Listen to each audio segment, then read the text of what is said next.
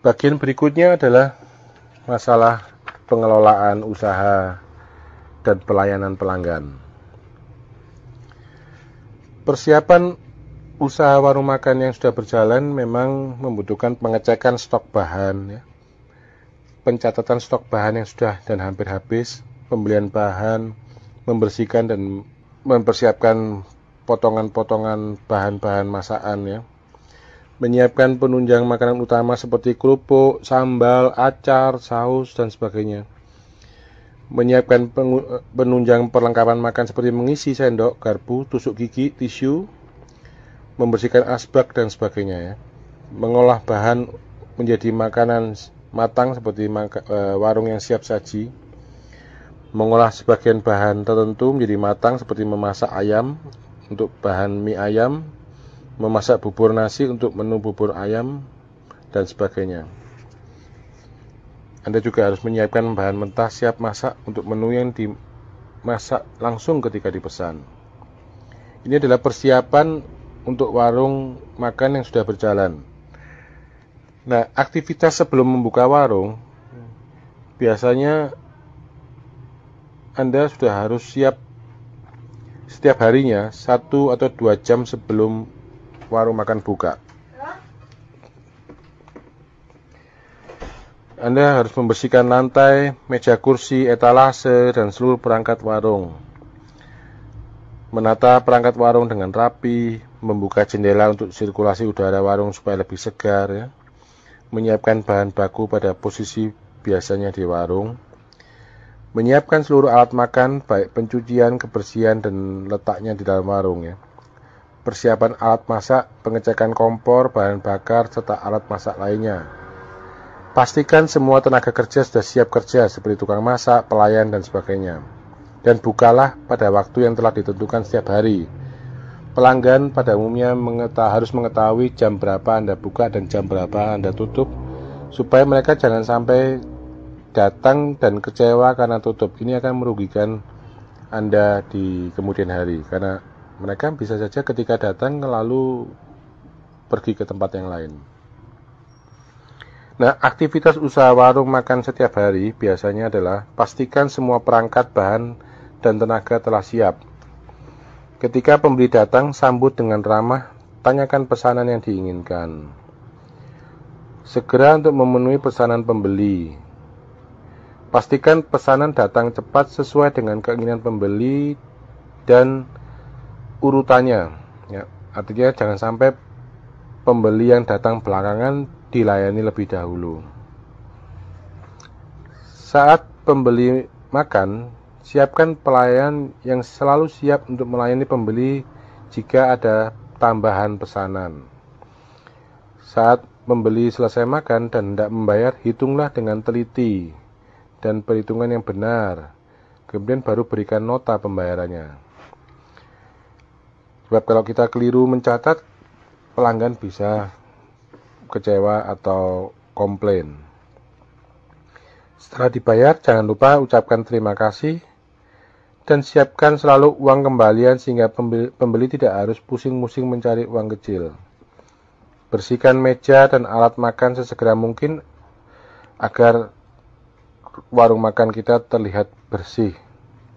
Jadi jangan dibiarkan sisa-sisa makanan yang ada di piring-piring yang sudah kotor itu tergeletak di meja lama tanpa dibersihkan. Demikian seterusnya alur aktivitas sampai warung makan tutup. Nah, ketika warung makan sudah tutup, perkirakan 1 jam sebelum jam tutup untuk melakukan persiapan tutup. Apa pembeli masih berdatangan, jangan menampakkan persiapan sebelum tutup. Lakukan persiapan tanpa diketahui pembeli. Misalnya mulai menghitung pendapatan dan nota pembelian dan mencatat sementara. Lakukan pembersihan pada seluruh alat dapur dan alat makan di belakang dapur. Mulai untuk membersihkan seluruh alat-alat dan hanya meninggalkan beberapa alat yang sekiranya masih digunakan. Kumpulkan sampah di belakang untuk siap dibuang. Peralatan yang sudah bersih dihitung dan disimpan kecuali sisa yang belum dibersihkan. Membersihkan ruangan belakang dan dapur bila ada. Setelah semua selesai, tinggal menunggu sampai jam tutup warung tiba. Nah, apa aktivitas saat menutup warung makan? Ketika waktu tutup warung tiba, pastikan pembeli sudah tidak ada dalam warung. Kalau masih ada, tunggulah sebentar sampai pembeli selesai. Beritahukan pada pembeli yang baru datang bahwa warung akan tutup.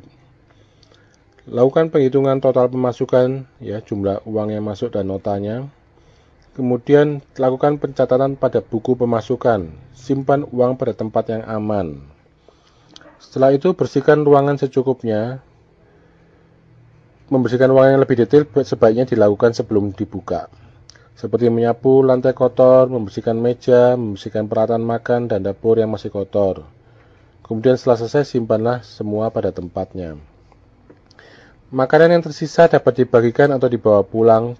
Pastikan bahwa bahan mentah disimpan pada tempatnya. Tutup semua jendela dan pastikan lampu dimatikan, hanya penerangan luar yang dibiarkan menyala. Kunci semua pintu dan jendela. Usahakan warung tutup pada jam yang telah ditentukan. Nah, untuk pelayanan pelanggan, Anda harus punya standar dan prosedur pelayanan yang tepat, ya. Jadi buatlah prosedur pelayanan ini yang sama, ya, di antara para pelayan atau pekerja yang ada di warung makan Anda. Misalnya, bagaimana prosedur atau standar mempersiapkan ruangan, peralatan masak, dan makannya. Misalnya, membersihkan seluruh lantai, dinding, pojokan dinding, atap, lemari, etalase, dan sebagainya. Jangan sampai ada misalnya sarang laba-laba atau ya hal-hal yang kurang bersih atau kurang rapi, ya. Periksa keadaan kompor, alat masak, apakah sudah bersih dan tidak rusak. Periksa alat makan, piring, gelas, sendok, garpu, dan sebagainya.